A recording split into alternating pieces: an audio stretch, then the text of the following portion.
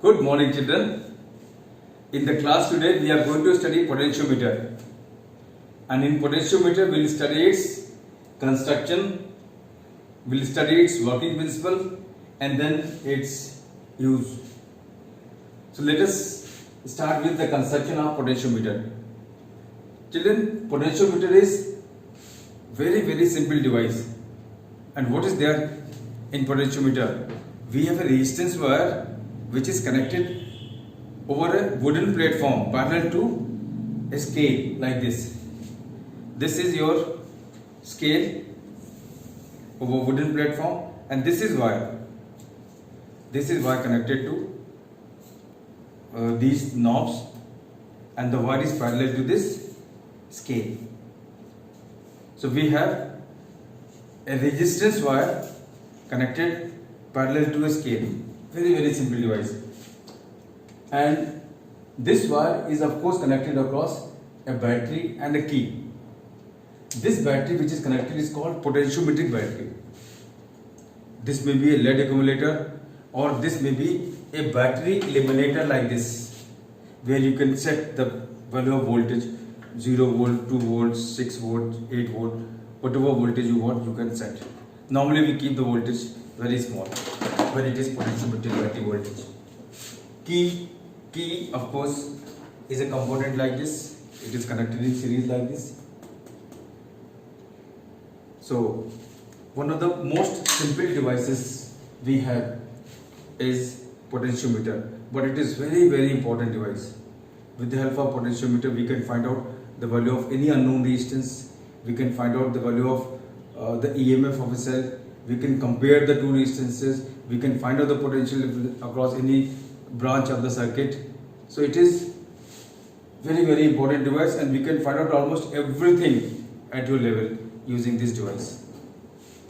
Well, its two working principles are like this. This is principle number 1. When two potential differences V1 and V2 are connected along with galvanometer as shown above, and if galvanometer gives you a deflection, that simply means V1 is going to be equal to V2. That means these potential differences are equal to each other. Well, these potential differences are connected such that they oppose each other. Look at this polarity, positive, negative. Look at this battery's polarity or potential difference polarity, positive, negative. The current because of this potential difference tends to flow like this, and current because of this potential difference tends to flow like this. The current because of both the batteries, they try to oppose each other. So when two batteries or two potential differences are connected along with galvanometer as shown in the diagram, well, if galvanometer gives you a deflection, V1 would be equal to V2. Both these are balancing voltage. They balance each other. And if you wish, you can work out a derivation for it by applying KVL in this loop. If we apply KVL and we move in anti-clockwise direction, so as we pass through this battery, the potential difference is plus V1. As we pass through this battery, the potential difference is minus V2. And as we pass through this resistance G, the potential difference is minus I into G. And the sum total is 0. If Ig is 0, V1 is going to be equal to V2. And vice versa. If V1 is equal to V2, Ig would be equal to 0. Very important working principle number 1 of potentiometer. Second principle. This is potentiometric wire, which is not a conducting wire. Let me tell you, it is not a conducting wire made up of steel, copper or aluminium. It is a uniform resistance wire. This is a resistance which looks like a wire. This wire is similar to the wire used in heating filament, that is nichrome. We can use nichrome wire here, we can use tungsten wire here, and we can use what? Manganese wire. And the devices which you get in your physics lab, well, has manganese wire attached over it. So when this wire is connected across a battery, what happens? In the wire is set up an electric field E. This electric field is also called as electric potential gradient, and this electric field is constant. This electric potential gradient is what? Constant. This wire is uniform. So E is equal to V by L is constant. So what happens, since potential difference per unit length of this wire is constant, therefore potential across any length L of potentiometer wire is directly proportional to length itself. If we take a segment L1 and across this segment L1 potential difference is V1, so this V1 is going to be proportional to L2. If we take any segment of the wire L2, the potential difference across this segment is what? V2. That V2 upon L2 would again be what? Same electric field. So V is to L, the potential difference V across length L, the ratio is constant, or you can say V is directly proportional to L, and that is what is written as potential difference across any length L of potentiometric wire is directly proportional to length L. So this is working principle number 2. Well, let us now switch over to the two uses of potentiometer, and in both the uses we'll see how these working principles are used, and you have to explain at least once in every use the use of both these principles. Well, this is use number 1, comparison of EMF of different cells and determination of unknown EMF. So the two cells in question are what? E1 and E2. These are the two cells whose EMF are E1 and E2, and we'll compare their EMF, and of course we'll find out the value of one if the value of other is known to us. So the circuit is like this. This is AB, this is potentiometric battery and key. So this is what is the potentiometer, and this is the EMF of the battery. E1 is the battery's EMF, which is connected here as shown in the diagram. The positive terminal is connected with positive of this unknown EMF E1, and negative is connected with galvanometer, and the other end of the galvanometer is connected with what? Jockey, and this jockey is moved over the wire from A to B. Well, when we connect this, make all the connections, and if connections are correct, then what happens? If we touch the jockey at A, the galvanometer needle deflects in one direction, and if we touch the jockey at B, the deflection takes place in opposite direction. If the deflection takes place in both the directions, that means our connections are okay. This is galvanometer, students, you are already familiar with. This is G galvanometer, zero-centric galvanometer, and let me show you jockey. The jockey is simply a pen-like device, and the wire is connected here. One connection from the galvanometer is connected here to the jockey, and the other end of the jockey is made to move over this wire from A to B. And when we touch the jockey at A and B, the deflection takes place both the side of the sector. If that is the case, that means the connections are okay. Otherwise, we have to recheck and reconnect the connections. So children, after making the connection like this, we move the jockey from A to B over the wire. We move the jockey from over the wire from A to B. In the process, we find out point C. We find out point C over the wire, for which galvanometer deflection is 0. AC is equal to L1. This is length AC, that is equal to L1, for which galvanometer gives 0 deflection. If that is the case, what happens? This E1 is equal to V1. What is this V1? V1 is the potential difference. V1 is the potential difference across this length of the wire. This is the potential difference across this segment of the wire, potentiometric wire, whose length is L1. And since this V is a part of this potentiometric battery voltage, therefore its polarity is what? Plus left and minus right side. So this is a smaller part of this potentiometric battery voltage. So potential difference across length L1 is written by this imaginary battery. This is not battery connected. This is imaginary representation of the potential drop across length L1, and this potential drop is a part of the voltage connected here, potentiometric battery voltage. Now look at this loop. Look at this loop. In this loop, there are two voltages, E1 and V1, and there is galvanometer. Look at this loop and look at principle number 1. Look at this loop and look at principle number 1. In principle number 1, there are two voltages along with galvanometer. In this loop also, there are two voltages, V1 and E1, along with galvanometer. Can you see it? These are V1 and V2 along with galvanometer in series, and in this loop we have what? V1 and E1 as two potential differences along with galvanometer in series. And galvanometer is not giving any deflection. Galvanometer is not giving any deflection. This simply means what? This E1 is going to be equal to V1. E1 is going to be equal to V1. It is because of principle number 1. And V1, the potential difference across length L1, is directly proportional to length L1 itself. It is principle number 2. This simply means what? E1 is proportional to L1.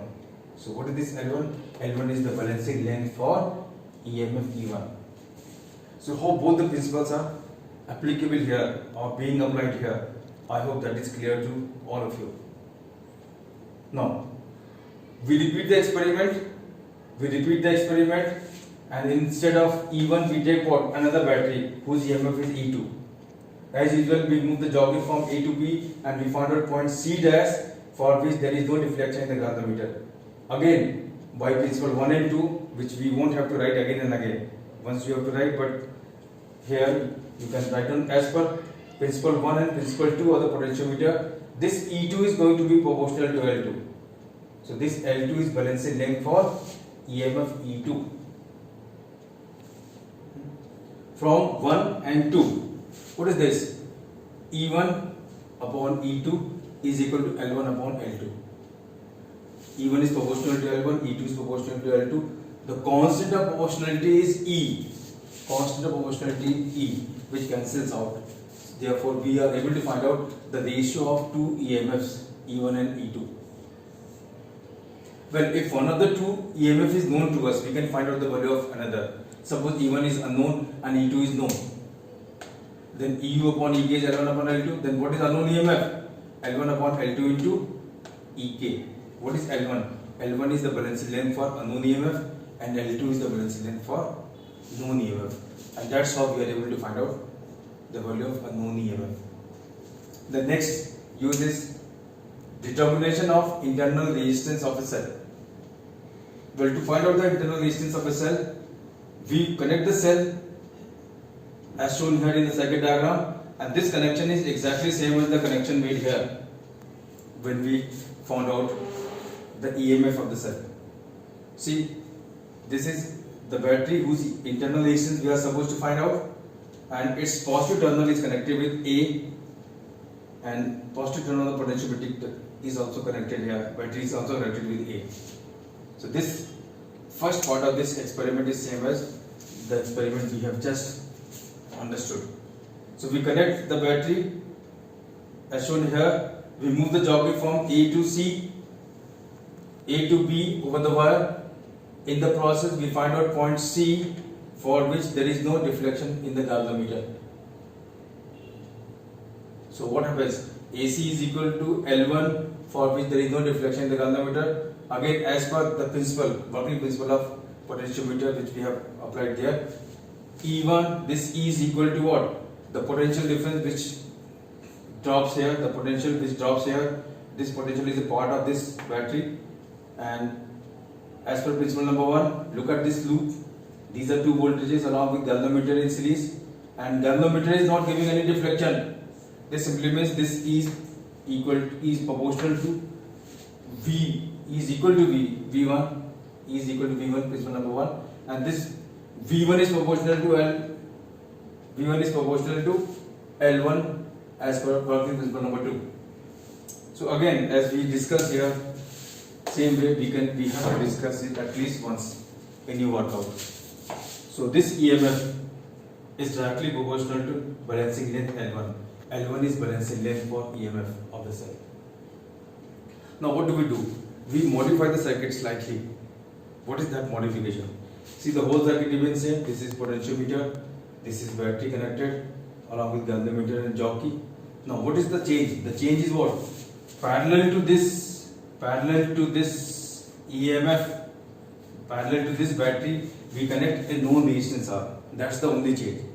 This circuit is same as this circuit. The only change is what? In this circuit, we have a resistance connected parallel to this battery as shown here. And this resistance is a known value of resistance. this resistance is a known value of resistance, and this known value of resistance is applied with the help of device which is called resistance box. With the help of resistance box, we can apply any value of known resistance starting from 1 to infinity. Well, so what happens in this case? After making the modified circuit, we move the jockey over the wire from A to B, and in the process we find out point C dash for which there is no deflection in the galvanometer.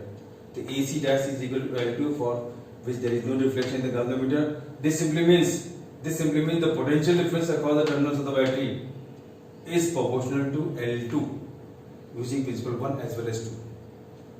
No need explaining that principle again. We have already explained once.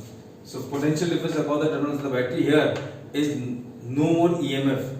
It is terminal voltage, and that terminal voltage is proportional to L2. So L2 is balancing length for terminal voltage, and you are already familiar with the fact that when current is drawn from a battery, then potential difference across the terminals of the battery is what is terminal voltage. See, in this case, no current is drawn from the battery. So potential difference across the terminals of the battery is what? EMF, and the balancing length we get represents what? EMF of the cell. Here, the current is drawn from the battery. Current is from this battery. There is no current in this loop, but current is drawn in this direction from the battery. And since the battery is in use, its terminals are closed using this resistance, therefore the potential difference across the terminals of the battery will be what? Terminal voltage. And we know, we have already found out this expression when we studied about cell. We know internal resistance of the cell is E minus V upon V times R. If you are not able to recollect this formula, you can work out like this: V is equal to IR, V is equal to E minus IR. What is small I? Small r is E minus V upon I. Substitute the value of I here and you get R. For E you can write down what? So constant times L1. For V you can write down constant times L2. For this V you can write down constant times L2. And what is constant? That constant is E, the negative potential gradient of principle number 2. This constant E cancels out, and what do we get? R as L1 minus L2 upon L2 times R. And that's how we are able to find out null reflection. We are able to find out internal resistance. Remember this: L1 is null reflection length for EMF, L2 is null reflection length for terminal voltage, R is a known value of resistance. So everything is known in this expression except R, and hence the value of R is found out. So this is all for the day. Thank you very much. God bless you all.